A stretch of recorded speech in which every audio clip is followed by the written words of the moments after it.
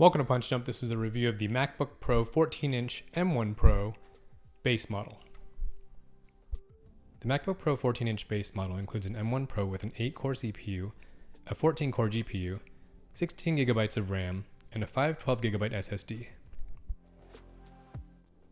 The latest MacBook Pro is housed in a premium aluminum chassis, and it's just a bit thicker and wider than the previous model, and it looks a lot like the old PowerBook G4 from 2001. The left side includes a MagSafe charger, 2 USB-C Thunderbolt ports, and a headphone jack. And the right side includes an SD card reader, an extra USB-C Thunderbolt port, and an HDMI 2.0 port. The new 14.2-inch Liquid Retina XDR display is stunning and looks great at every angle. No matter what you're watching, whether it's streaming or playing back video and editing, everything is superb. The display is super bright at a sustained 1000 nits, and all the colors pop out specifically in HDR content, where there's a peak brightness of 1600 nits. In addition, the 6-speaker audio system sounds great, with the system capturing more emphasis on lower tones and bass notes. Fast. And with his own network of pathways through the grass. If you haven't heard, the new MacBook Pro has a big notch in the middle of the screen, used to house the new camera module. But the macOS does a decent job of hiding the camera module and accommodating it. First, the menu bar is a bit thicker and runs just below the camera module. When you enter full screen mode, the notch is completely blacked out, and because the menu bar is thicker, it allows you to see the mouse move across just below the notch.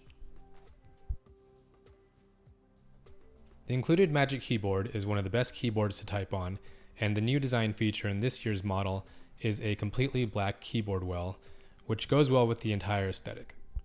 The keyboard also works well in dim light, as the keys automatically illuminate during low light conditions. Also making a welcome return is the Touch ID button, which allows users to log into the computer and pay for things with Apple Pay, with or without a mask. Performance for even the base model M1 Pro is instantaneous, whether you are opening applications, opening web pages, editing files. It just all works extremely fast, and it feels like desktop caliber performance in a notebook. The entire time I was using it, I didn't have it plugged in, and it felt like a full-featured desktop. The experience wasn't any different, and it was just a blast moving through everything, opening all the apps, seeing if you could stress test it. Everything just worked, and nothing crashed. One of the best features about the new MacBook Pro is its ProMotion 120Hz adaptive display, and you can see that it scrolls really smoothly across all of Apple's apps. The only place where we didn't see this is in the Safari browser, where it seems to be locked at 60 Hz. We don't know if it'll be updated in the future, but it is a discrepancy between that and the other apps in the OS. In a benchmark test on Geekbench, the new MacBook Pro M1 Pro base model scored a 1765 single-core score and a 9936 multi-core score. By comparison, the iMac M1 scored a 1742 single-core score and 7731 in multi-core. We decided to run a render test between the new MacBook Pro M1 Pro base model and the iMac M1 in Final Cut Pro.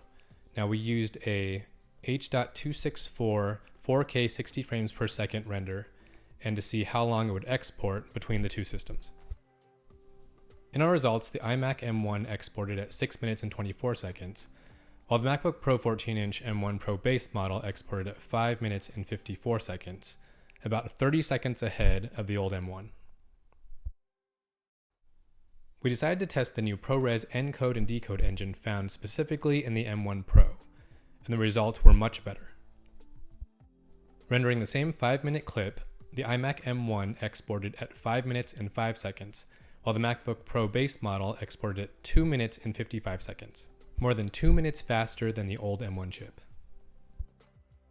Testing the base model 14-core GPU, we installed a copy of CSGO and ran it at a max resolution of 3024 by 1964, the highest resolution of the Liquid Retina XDR display.